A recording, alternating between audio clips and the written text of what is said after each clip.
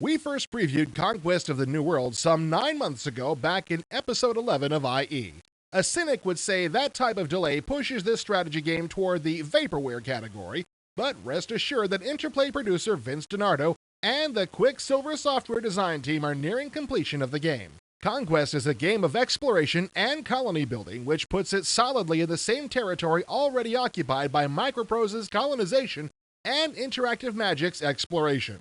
However, it differs in two distinct areas. It was designed with multiplayer capability in mind, and it offers the player a chance to alter the game's goals to his or her own liking.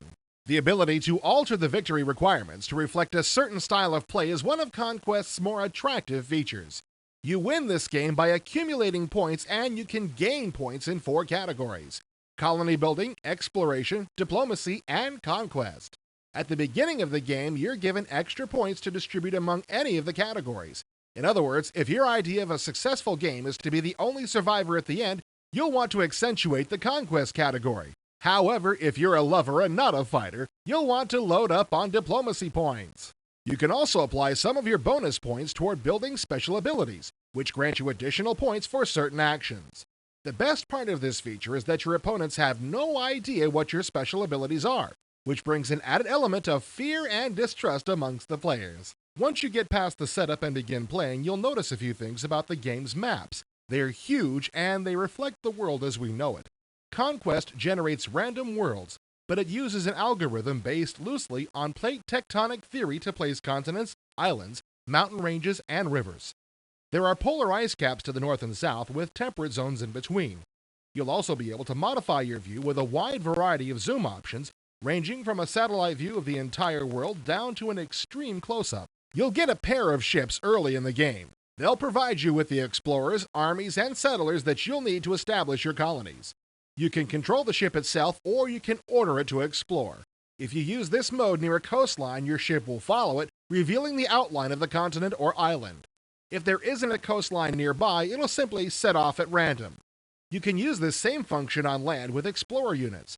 This isn't something you're likely to use early in the game, but once you get involved with multiple colonies, it's a very handy tool to use. Your explorers are in charge of investigating the terrain.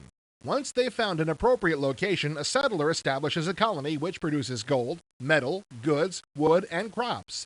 You can use these commodities to build up your colonies. Commodities are also available via trade with the mother country.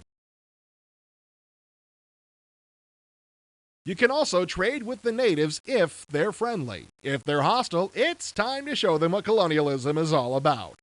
Combat against either the natives or the other players in the game takes place on a battlefield set up on a 3x4 grid that looks something like a chessboard.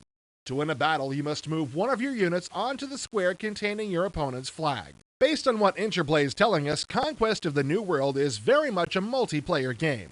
Not only is it designed to make it easy to find human opponents, you'll be able to play over a modem, a network, or through email. But they're working to make the game's diplomacy engine much more flexible than what we've grown used to in previous games of this type. If you can't find a real person to play against, the designers say the AI will be as human as possible, which may be good or bad depending on the type of humans you hang out with. Expect to see Conquest of the New World early in 1996.